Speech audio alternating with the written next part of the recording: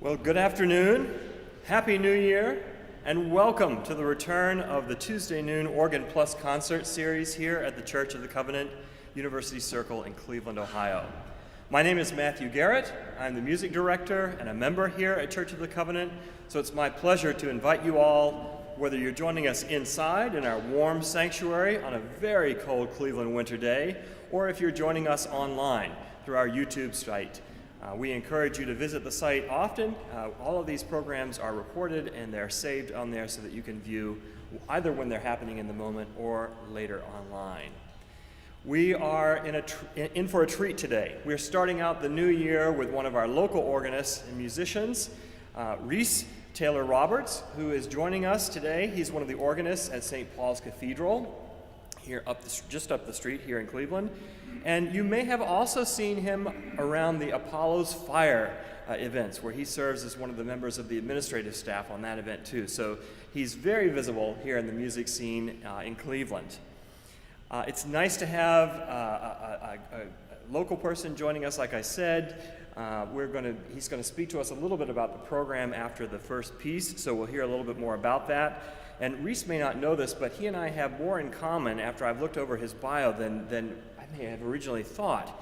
We have some Boston connections, and we have some connections with Dominic D'Orio. So read through his bio. There's just some really fascinating things that he's done, that he continues to do here in Cleveland.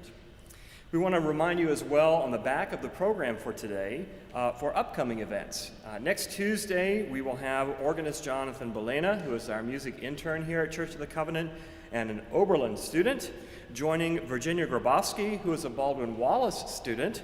So we'll have a program of organ and vocal music next Tuesday the 3rd. The following Tuesday, we'll have another Oberlin organist, Ethan Morris, joining us. So please continue to come back either in person or join us online as you're able to do so. I also want to highlight our Sunday Artist Series. Usually once or twice a semester, we'll have a featured organist coming in from out of town. And in this case, Kirk Rich will be joining us on the organ. He is the director of music at St. Francis in the Fields, an Episcopalian church in Atlanta, Georgia, and also an Oberlin alum. So again, local connections. It's great to see all of those musicians that are able to come back and to join us for these events throughout the year. If you'd like to let us know how you found out about the program, if this is your first time visiting, please do so. Rees and I will be in the narthex after the program today. We'd love to greet you and learn more about how you found your way to us, and we can get you on our mailing list if you're not already on there. And again, if you're joining us online, you can just reach out to us at music@covenantweb.org, our email address, and we will get you on that mailing list as well. Without any further ado, would you please join me in welcoming our musician for today, Rees Taylor Roberts.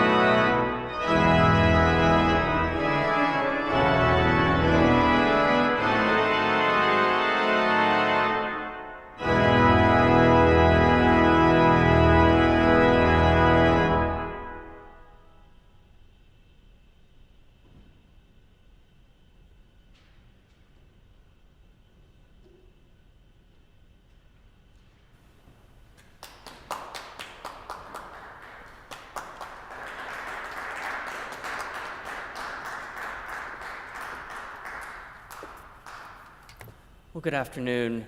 What a joy it is to see you all here this afternoon, and thank you for trekking out among the terrible winter weather. I'm very grateful to see you all. Today's program sort of takes us on this journey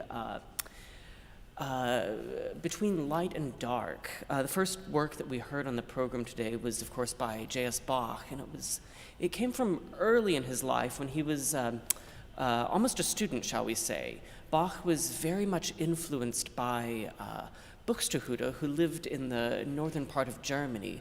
And so we see many elements of this North German Stilus Fantasticus tradition in this particular work of Bach. It was very much in this 5-part structure, which was part of the tradition of the time. And there are these great contrasts between these very strict fugal moments and then these very bright, florid, fantastic, if you will, toccata-esque sections. And so he takes us through this transition from dark and light and back into dark in places, and then, of course, ultimately emerging in light.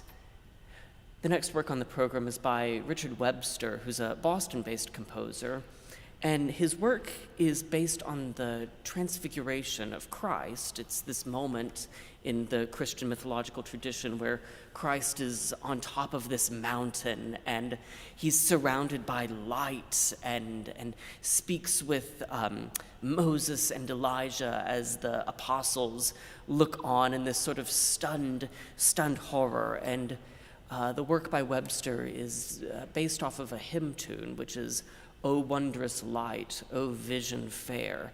And what Webster actually does is quite interesting. He has the right hand on the top manual of the organ playing this sort of accompaniment, and then the left hand is on the second to bottom manual and the bottom manual, playing on 2 different keyboards at once in canon with each other. And so you'll hear not 1, not 2, not 3, but 4 unique voices all at play together in that particular work. And then Christina Arakelyan, in her Star Fantasy, takes us on the journey of the Magi, going through the desert on their camels, following the light of the star. And of course, it starts in this great darkness as King Herod is ruling over the empire. And ultimately, we emerge in this great light. And then Laurin was a great French-Canadian composer, and what she depicts in her rather short work is the very soft light of Vespers in the evening, softly gleaming through the windows as the monks go to chant the evening office. And it's this very soft, subdued work, showing soft light. And then finally we end with this great work of Olivier Messiaen, a French composer. Messiaen had what was known as synesthesia, which meant he saw light and colors associated with various sounds. And so as you're listening to this work of Messiaen, which depicts the word of Christ crashing down to the earth, as you're listening to this, you'll almost see these flashes of green and blue and red and gold, and it erupts in this remarkable toccata at the end. It's an incredible work. And so I'm very pleased to present all of this music that I think amid the winters of Northeast Ohio, we very much need music that's about light. And as we look at what's going on in our world right now, I find we also are very much in need of a reminder that the light shines on in the darkness, and the darkness does not overcome it. So, thank you for being here.